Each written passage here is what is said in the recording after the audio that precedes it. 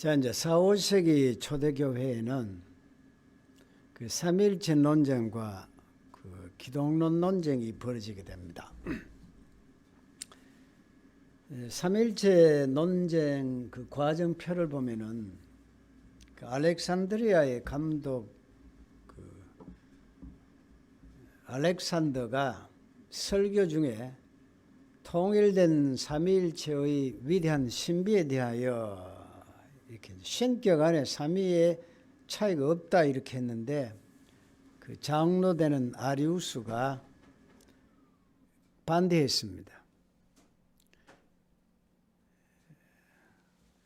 그래서 이제 알렉산더 감독 후임으로 아타나시우스 감독이 새로 등장해서는 아리우스와 이제 계속 싸웁니다.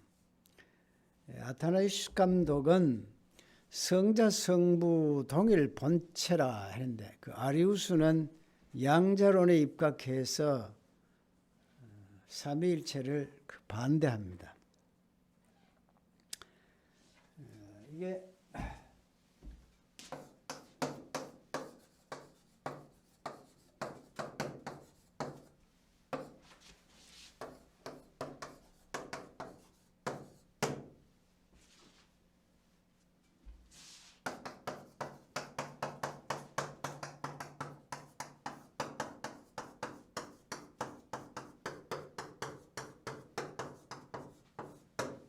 뭡니다 이렇게 했죠. 또 어떤 곳에 보면 동일 본질이다 이런 표현을 하고 하는데 하여튼 성부 성자는 같은 분이다. 그 아리우스는 그렇지 않다고 합니다. 이제 성자는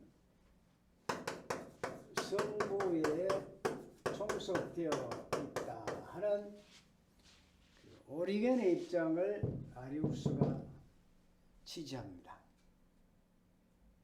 그 완전한 신이 아니다 하는 거죠. 그리고 양자론을 합니다.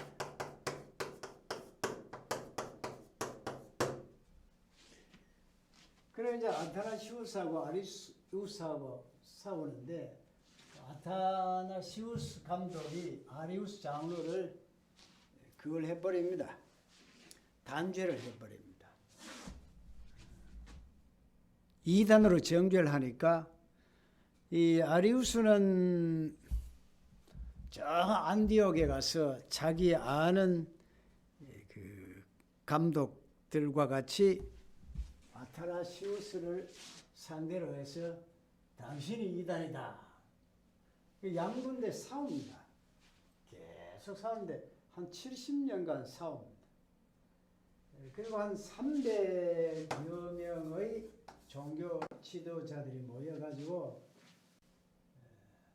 이 입장과 이 입장을 가지고 계속 싸우다가 나중에 이제 최종적으로 니케아 신조를 만들어냅니다. 325년이라고. 이 결론이 뭐냐면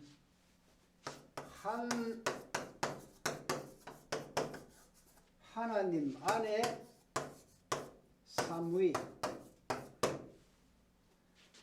여튼 삼위 안에 한 하나님, 이런 최종적인 결정을 딱 내놓습니다. 이게 니케아 신조의 골자입니다.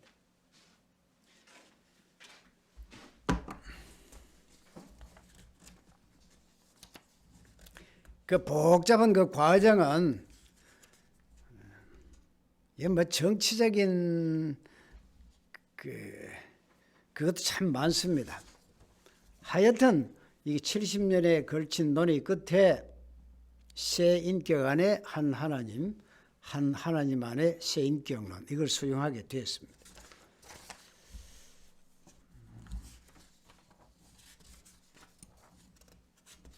자, 그러면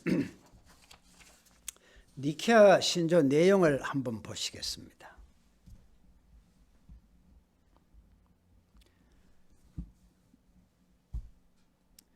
우리는 한 분 하나님을 믿는다. 그는 전능하신 아버지시며 보이는 것과 보이지 않는 것들을 만드신 창조주이시다. 그리고 한 분 우리 주 예수 그리스도를 믿는다. 그는 하나님의 아들이시며 아버지로부터 나신 자이며 독생자이시다. 즉 아버지의 본질로부터 나오신 자로서 하나님으로부터 나오신 하나님이시며 빛으로 나오신 빛이시며 참 하나님으로부터 나오신 참 하나님이시다.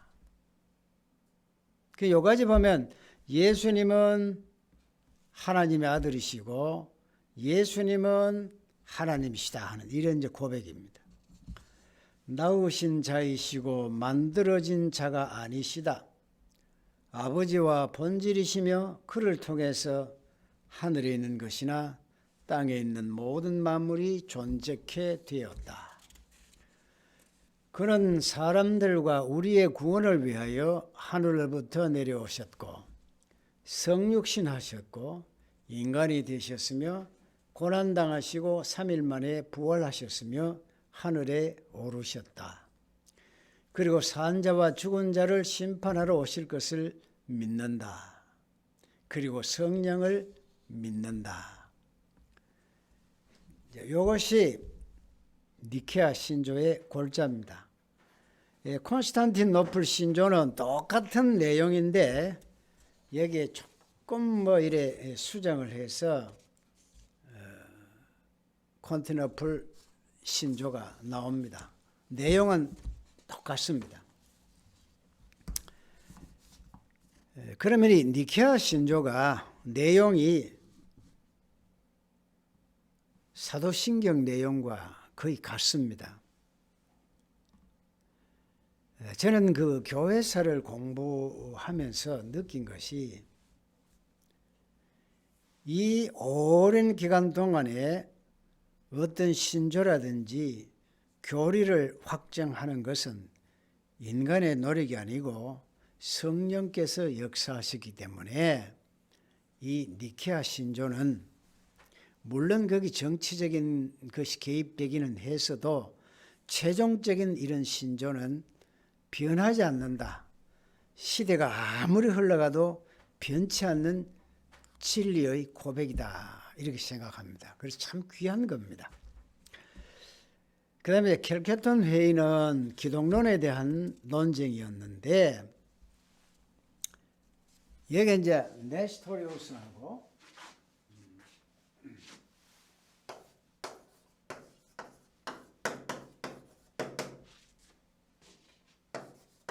시릴 이 논쟁이 쭉 벌어집니다. 이 네스토리우스가 저 안디옥 교회의 감독입니다. 그 교황의 명을 받아서 각 교회마다 이렇게 뭔가 감독 조사를 해라 이렇게 했어요.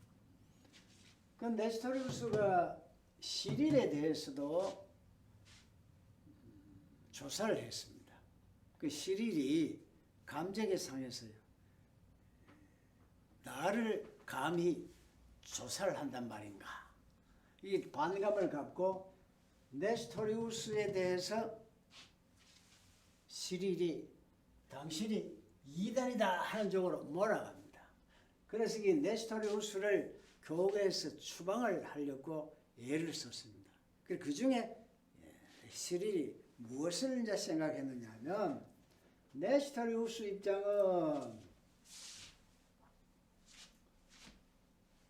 마리아를 부를 때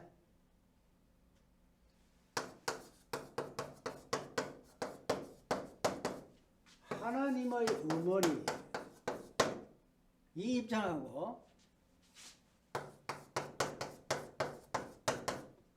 아들의 어머니 사실은 내용이 똑같은데 네스토리우스 입장은 뭐냐면 하나님이 아들이시고 아들이 하나님이시기 때문에 굳이 하나님의 어머니보다도 그만 아들의 어머니, 성자의 어머니 이렇게 부르면 된다고 가르쳤는데 시리는 여기다가 트집을 줬습니다. 어떻게? 마리아에 대한 어떤 위상을 깎아내리기 위해서 아들의 어머니라고 한다. 같은 것이면 하나님의 어머니라 하면 마리아의 그 위상이 높아질 것인데 그 위상을 낮게 취급하는 것은 네스토리우스가 이 잘못이다. 심지어 이단이다. 이렇게 이제 반격을 합니다.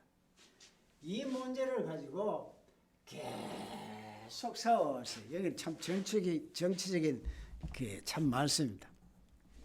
그래가지고 여기는 하나님의 어머니라 했고 여기는 아들의 어머니, 그리스도의 어머니 이렇게 불렀는데 지금 와서 생각하면 이게 별거 아닙니다.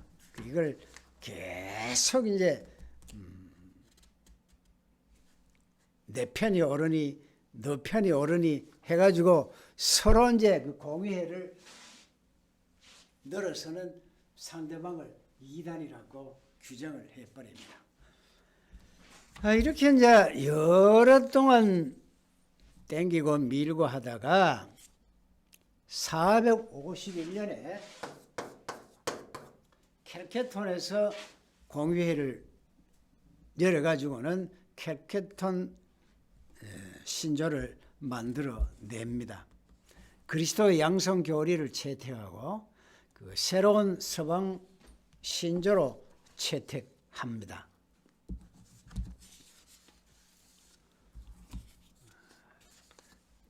그러면 쭉 넘어와서 그 복잡한 과정은 각자 보시면 되고 켈케톤 신조입니다.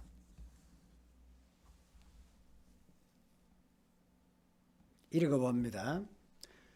그러므로 거룩한 교부들을 따라서 다음과 같이 가르치기로 우리는 만장일치로 결정한다. 우리 주 예수 그리스도는 한 분 동일하신 하나님이시며 신성에 있어서 동일하게 완전하시고 인선에 있어서 동일하게 완전하시고 참 하나님이시고 참 인간이시고 이성적 영과 몸을 동시에 동일하게 가지신다. 그는 신성에 있어서 아버지와 동일하시고 인성에 있어서 우리와 동일 본질이시나 죄를 제외하고 우리와 똑같다. 그는 신성에 있어서 시간 이전에부터 아버지로부터 나으시고 이게 이제 신학적인 것으로 선제사사 이렇게 하죠.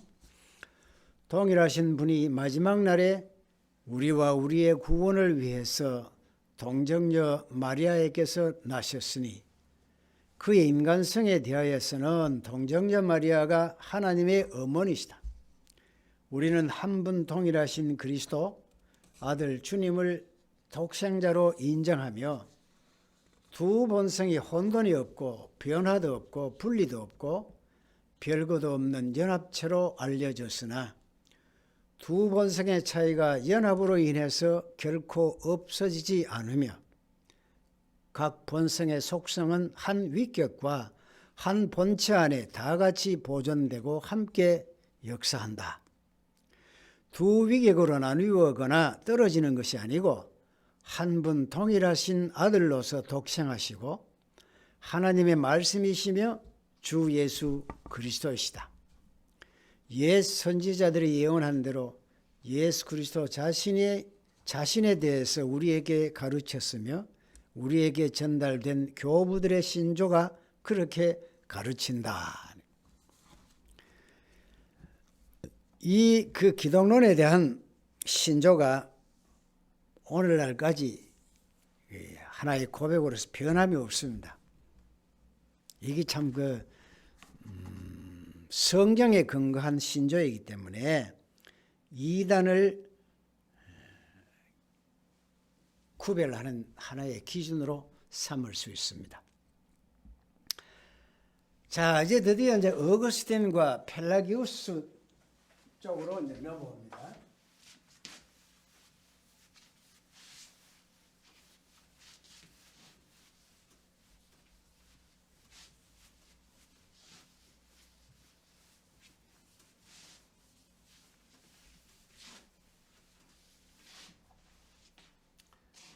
이제 그 초대교회에 이단이 일어났고 그 이단에 대해서 하나의 변증적인 것으로 변증 신학자들이 나타났고 1세기 후반에 가면 삼위일체론과 기독론에 대해서 그 하나의 그 기독교 사상이 확립되고 그 다음 이제 어디에 가느냐 하면 구원론입니다.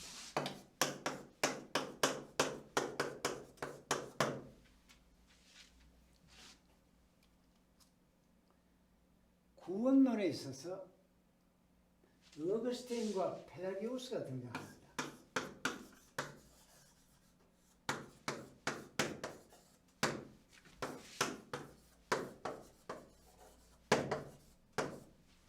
펠라기우스는 영국의 그 수도사입니다.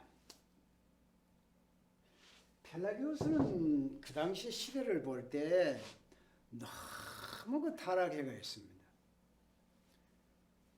이 타락한 그 민중들을 바로 잡기 위해서는 인간의 그 자유의지가 있는데 이 자유의지를 통해서 얼마나 노력하느냐에 따라서 구원될 수 있다. 행위를 강조하지 않을 수 없었습니다. 원죄가 있는 것이 아니야. 원죄. 죄라는 것은 뭐냐? 백지 상태에 그게 하얀 백지인데 그 백지에다가 다른 뭐 검은 혹은 뭐 붉은 것으로 자꾸 더럽혀지는 이것이 죄지 원죄가 아니다 하는 겁니다. 어거스틴의 입장은 뭐냐 하면 자유의지가 있는 것이 아니고 인간에게 자유의지가 없다. 노예의지뿐이다. 마르틴 루터에 가면 그 노예의지입니다. 이제 중세 말기 때 오면 그 종교개혁이 1517년에 되는데 이 즈음에 유명한 게 에라스무스가 있습니다. 그 다음에 이제 루터가 있는데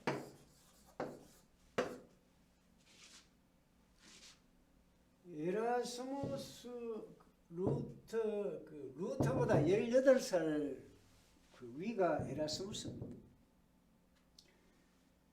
에라스무스가 인문주의 사상가로서 유명합니다. 그 당시에 그 추앙의 대상이었습니다.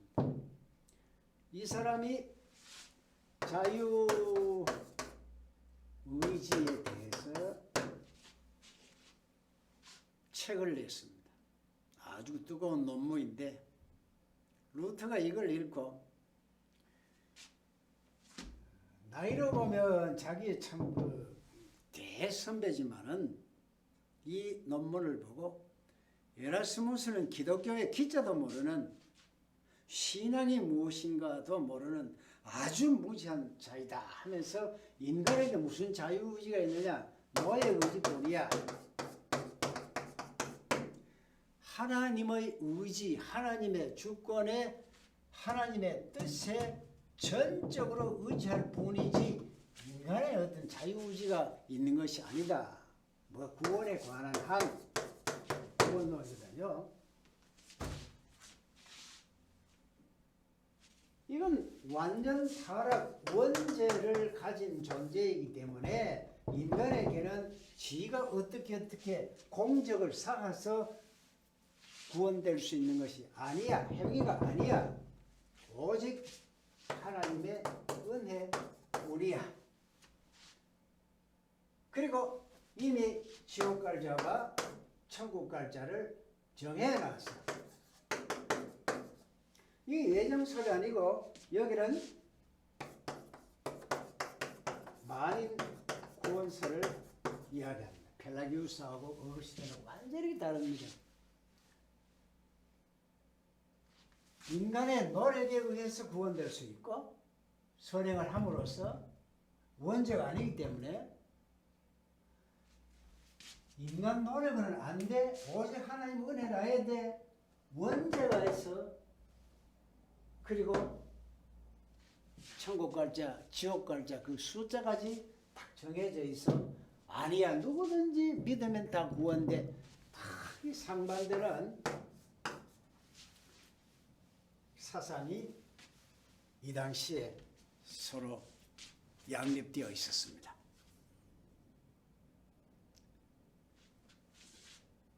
그러니까 우리가 이제 그 어거스틴이 그 얼마나 큰 기독교회사에서 큰 산맥입니다. 어거스틴을 뛰어넘지를 못합니다. 마르틴 루터가 종교 개혁을 해서 중세 마지막에 또 큰 산맥으로 그 등장하는 것은 어거스틴의 영향을 받았어요. 루터의 그 종교개혁의 그 근본 부르짖는 구호가 뭐냐면 어거스틴대로 되돌아가자는 겁니다. 그럼 중세 때에 유명한 그 토마스 아퀴나시라든지 이런 등등의 사람들은 뭐를 주장하는가 하면 펠라기우스적인 요소가 참 많습니다. 인간의 의지에 의해서 구원된다. 그리고 이 에라스무스도 이 입장을 가지고 있는데 루터가 자유우지라는 논문에 대해 가지고 아니야 노예 의지뿐이야 하면서 그 노예 의지론이라는 그 논문을 써서 에라스무스를 공박하게 되죠.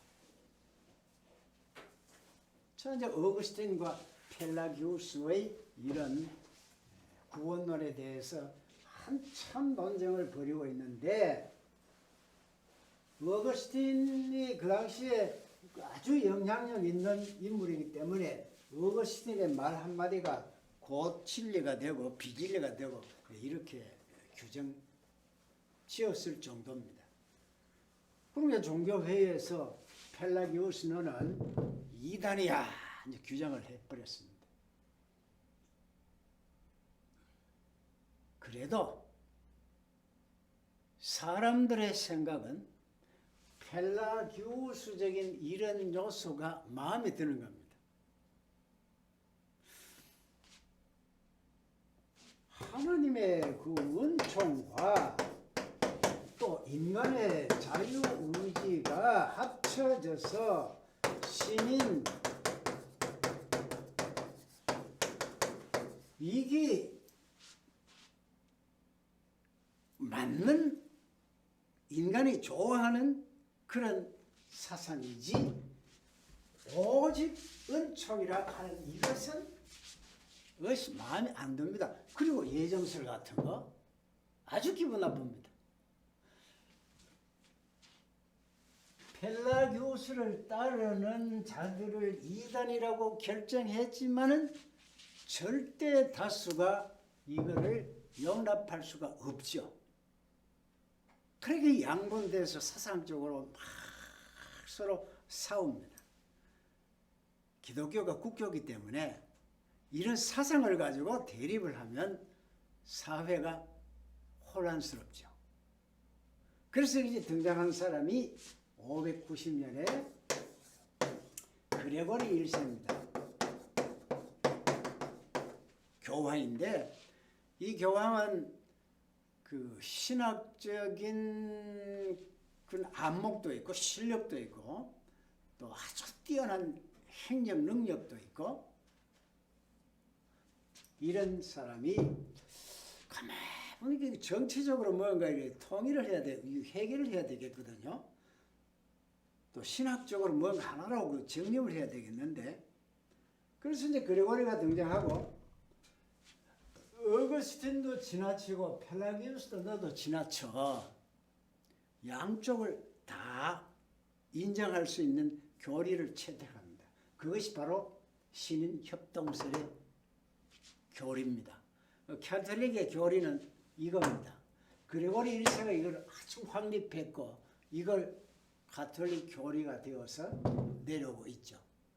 인간이 노력하고 노력하면 하나님께서 은혜의 손길을 줘서 그래서 구원시킨다.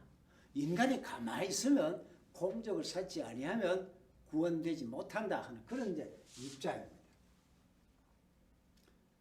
그래서 이제 590년까지를 초대교회라 이렇게 보고 그레고리 교황 이후를 1517년까지를 중세교회라 이렇게 보고 있어요. 자, 그러면 이제 중세 초대교회사는 이 정도로 해서 마치고 중세교회사로 넘어옵니다.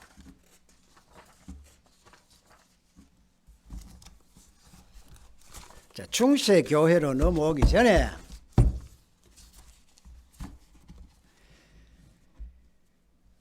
우리가 이제 동서방 교회가 이제 나누어지는데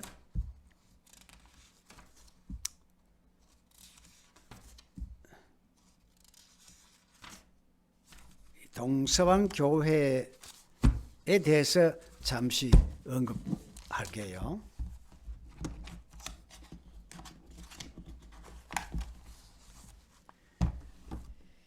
동서방 교회가 이게 왜 나누어지는가 하면은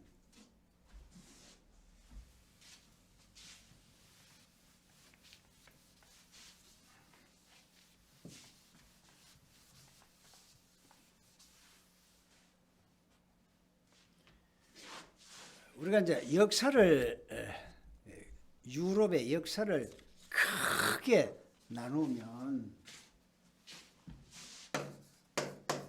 313년에 콘스탄 대제가 기독교를 통일을 하죠. 그 다음에 392년에 국교가 됩니다.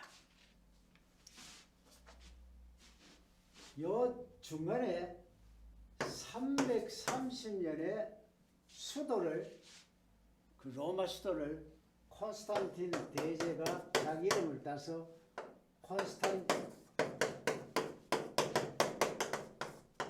이렇게 옮깁니다. 오늘 터키 그 곳입니다.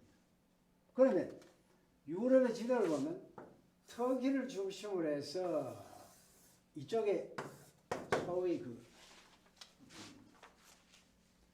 터키 문화, 콘스탄틴 문화가 여기서 찬란하게 발전되어 나갑니다. 그럼 이쪽이 동쪽이고 이쪽이 이제 서쪽인데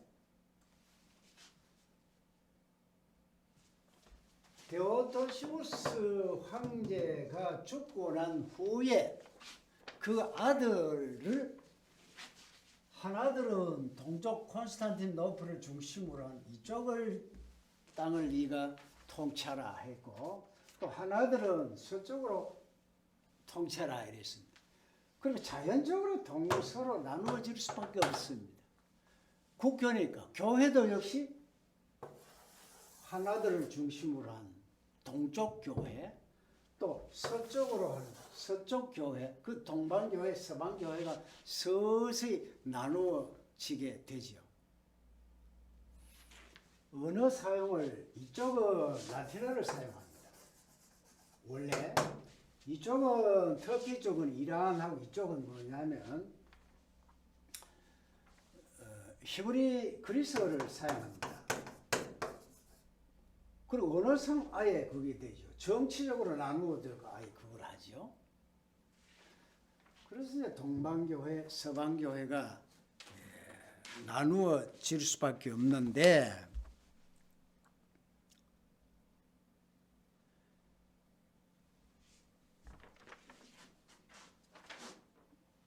그런데 이제 동서방교회가 지도를 이렇게 보면 저 유럽에서 이렇게 구도 이렇게 돼 있고 요래가 돼 이제 이탈리아 돼 있잖아요. 여기 로마 교황청이 있습니다. 요 이태리 로마를 중심으로 해서 한 80도 가격을 해가지고 딱 자르면 이쪽은 서쪽이고 이쪽은 동쪽이라. 이쪽은 동방교회고 서방교회인데 이쪽에 좀 속한 교회들. 그 뭐냐면 안디옥 교회가 있고 그 알렉산드리아. 이쪽엔 그 로마 카톨릭. 이렇게 크게 동쪽, 서쪽, 동방교회, 서방교회 이렇게 나누어집니다. 이 동방교회의 특징은 상당히 그 말씀에 대한 연구, 그 교리에 대한 연구, 기독교 사상에 대한 것, 이게 동방교회의 하나의 특징이고, 서방교회는 제도, 의식, 실천 이쪽의 그 특징을 나타냅니다. 그리고 나중에 또 가면 서로 성상 문제를 어떻게 할 것이냐 문제가 또 뭐 예수님의 요즘부터 사진이지만 그 당시에는 좀 조각을 했으니까 그 성상, 또 베드로의 거룩한 베드로를 성 베드로 하기 때문에 성인이거든요. 그 성상. 요즘 캐톨릭에 가면 그 교회 앞에 마리아상을 해놓고 마리아상 앞에 이렇게 절하고 들어가고 하잖아요. 그게 다 성상인데 성상 숭배를 어떻게 할 것이냐 하는 문제를 가지고 동방교회는 처음에는 성상 숭배를 인정하다가 나중에는 다 두드려 부수고 오직 말씀만이 진리지 성상은 숭배 대상이 아니다. 이렇게 했고 서방교회는 성상 숭배를 그대로 인정을 했어요. 그건 이제 차이가 나죠. 이쪽에는 그 감독들의 결혼을 인정하고 이쪽은 인정을 안 합니다. 수염 기르는 문제를 이쪽은 수염을 길러도 좋다. 이쪽은 수염 기르면 안 된다. 이런 문제. 이 성령은 어디서 나오나 할 때 성부 하나님부터로만 나온다 하는 입장이 동방교회의 입장입니다. 서방교회는 성부와 성자로부터 나온다 하는 입장이 서방교회의 입장입니다. 이래서 서로가 그 입장의 차이가 달라지는데 그 호칭에 있어서 동방교회를 휘랍정교회 혹은 동방정교회라 부르고 서방교회는 라틴 교회라 이렇게 부릅니다.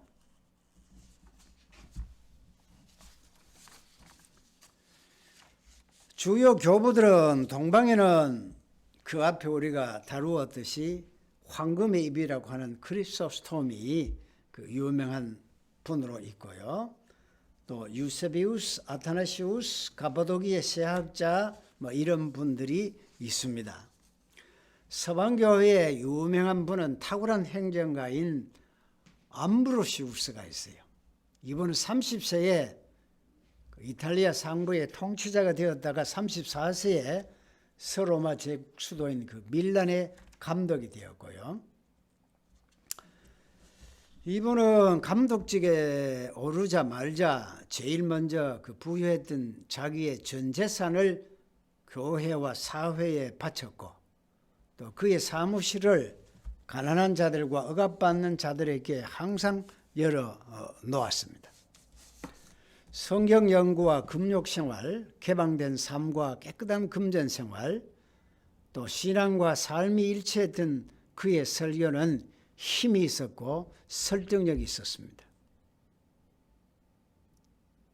어거스틴도 그 함부르크의 설교를 듣고 기독교 신앙으로 돌아섰습니다. 교회 권위를 국가 권위 위에 뒀습니다. 거기 특히 그의 설교는 힘이 있었고 설득력이 있었다 이런데 왜 힘이 있고 설득력이 있었나 하면 깨끗한 그 금전 생활과 신앙과 그 삶이 일치했습니다. 자, 앞으로 여기 목사님들이 되실 분들인데 참고로 말씀드릴게요. 제가 35살에 장로가 됐는데 한 30년 이상 쭉 교회 장로직에 있으면서 그 목사님들의 생활상을 이렇게 봅니다. 자, 그런데 그 아리스토텔레스를 우리가 공부해 보면 그 아리스토텔레스가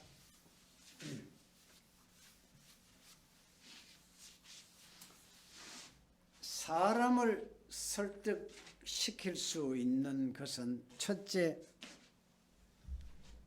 논리성이 있어야 된다. 지성이 갖추어져야 된다 이 말이죠. 뒤죽박죽 그냥 이야기하면 안 되고 아주 합리적이고 논리적이고 체계적인 그런 말을 해야만 사람을 설득시킬 수 있다. 이렇게 가르쳤습니다. 두 번째는 그것만 가지고 되는 것이 아니고 사람의 그 감성적인 그 눈물을 자아낼 수 있는 감동적인 그런 말을 해야만 설득시킬 수 있다. 이런 이야기를 또 합니다. 그 다음 세 번째는 그 앞에 논리와 감성적인 요소가 있다고 해서 완전히 사람을 설득시킬 수 있는 것이 아니고 그 사람의 말과 생활이 언행일치가 되어야만 사람을 완전히 설득시킬 수 있다. 이런 중요한 말을 합니다.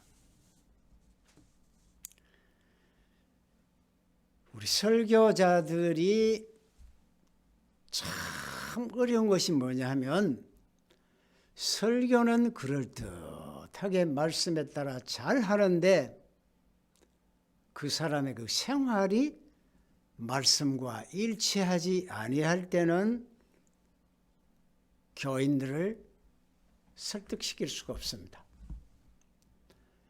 유명한 목사님이 미국의 유명 대학의 신학 박사에다가 아주 공부를 많이 했기 때문에 논리 정연하고 명쾌한 성경 해석으로 설교를 잘 합니다.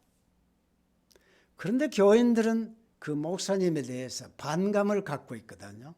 왜냐하면 IMF 때 그 어려울 때 목사는 외제차를 굴립니다. 그러면 그 목사님의 설교를 아무리 잘해도 교인들은 그 목사님의 설교에 대해서 무반응합니다. 우리가 100% 말씀대로 살 수 없지만은 은혜 입은 자로서 믿는 자로서 최소한 말씀대로 살렸고 애쓰고 노력하고 넘어지면 그래도 또 반성하고 말씀대로 살려고 몸부림칠 때 그 모습을 보고 성도들이 그 목사님의 설교에 대해서 힘을 얻고 감동을 받습니다. 비단 목사님뿐 아니고 우리 성도들도 신앙과 삶이 일치되지 아니하면 참 그 성도로서 빛과 소금이 되지 않고 그리스도의 향기와 편지가 될 수 없습니다. 언행 일치가 참 중요합니다. 여기에 탁월한 행정가 암브로시우스가 바로 그 설교에 힘이 있고 설득력이 있다는 것은 그 사람의 생활이 금전 생활이고 또 신앙과 삶이 일치했기 때문입니다. 자, 그리고리 1세입니다. 초대교회가 나온 위대한 지도자고 학자 중에 하나고 최후의 로마 감독이고 또 최초의 중세 교황으로 활동했습니다. 뛰어난 행정 능력과 그 업적으로 가장 위대한 교황 중에 한 사람입니다.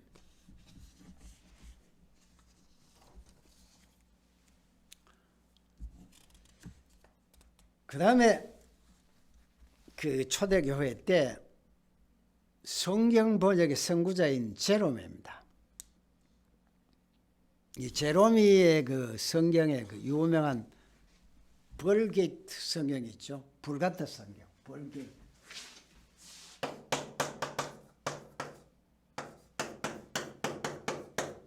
벌게이트 성경. 제롬. 대변 저걸 떠올려야 됩니다. 이건 이제 평생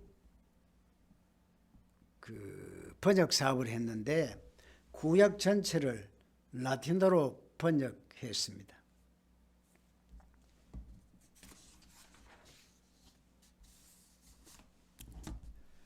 차츰차츰 이제 초대교회는 중세 쪽으로 이동을 하고 있는데 우리가 이제 중세라 하면 이제 수도원 제도가 발전해 갑니다. 그 수도원이 태동하는데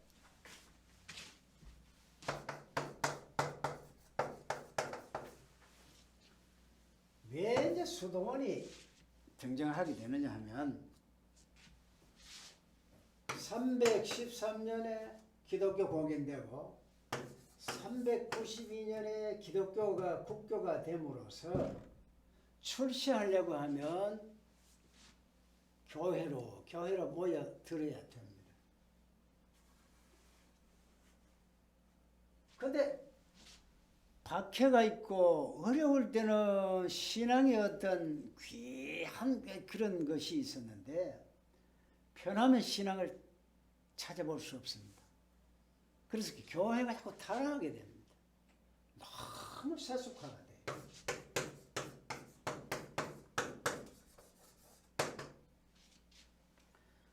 오늘날 기독교가 자꾸 세속화가 됩니다. 중세 접어들 때 세속화가 되기 때문에 아주 간절한 순수한 신앙생활을 갖고자 하는 분들이 모여서 수도원을 짓고 수도원에서 어떤 청빈한 생활, 경건한 생활, 기도의 생활 이런 것을 요구를 했습니다. 그래서 수도원이 등장했어요. 그런데 여기는 이제 동서방 수도원이 생겨났고 그 동방 수도원에서는 고독한 은둔 생활을 이상으로 해서 성욕을 제거하기 위해서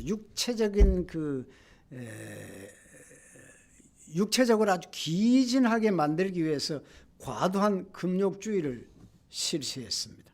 그러나 이제 서방 수도원은 공동체 생활을 중시하고 육체적인 훈련을 통해서 세계 복음화에 힘쓰고 이렇게 했습니다. 거기에 이제 대표적인 동서방 수도원은 파코미우스, 또 대바실 동방 수도원이 있고 서방교회 수도원은 베네딕트 수도원과 겔트 수도원이 있습니다. 자, 그런데 인간이 모이는 곳에는 또 문제가 생겨나거든요. 그 수도원에 좋은 의미에서 이렇게 모였는데 이 수도원 안에서 또 부패하고 타락하고 이런 현상을 보였습니다. 그래서 이 중에서 더 잘 경건의 생활을 해보자, 사랑의 실천도 하고 이렇게 하자는 그 수도원 개혁자들이 나타났는데 머리를 팍팍 깎고 참 모범적인 생활을 하고자 하는 탁발 수도회라 이래가지고 도미니크 수도단 프란시스 그 수도원 이렇게 나와서 활동을 했는데 뭐 이것도 나중에 결국 뜻대로 되지를 아니했습니다. 그럼 이제 수도원이 긍정적인 평가와 부정적인 평가를 할 수 있는데 긍정적인 평가로서는 영성 훈련과 실천을 중시했습니다. 그리고 당대에 사라져가는 신학적 학문을 보존하는 데 큰 도움을 줬고요. 또 선교사를 파송하는 데에 큰 기여를 했습니다. 그러나 부정적인 것은 너무 금욕주의, 현실 도피 이런 것이 문제가 되었습니다. 그 다음에 이제 교황 제도의 발달입니다. 자, 교회가 자꾸 커집니다.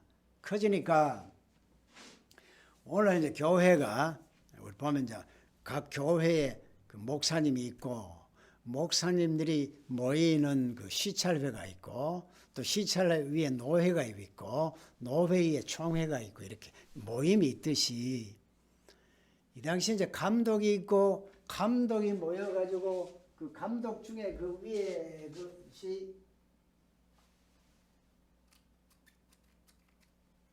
주교단이 있고 여기에 이제 교황 자연적으로 제도상으로 이렇게 돼 있었어요.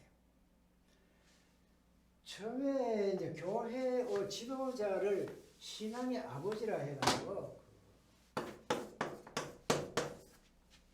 포프, 파파 이렇게 불려졌는데 나중에는 교황을 이제 파파라 이렇게 불렀습니다.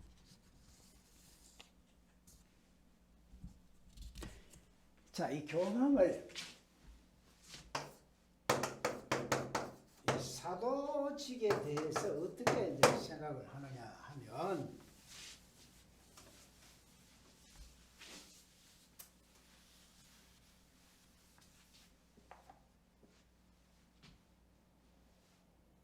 이 사도의 권위를 어떻게 해석을 하느냐 하는 문제인데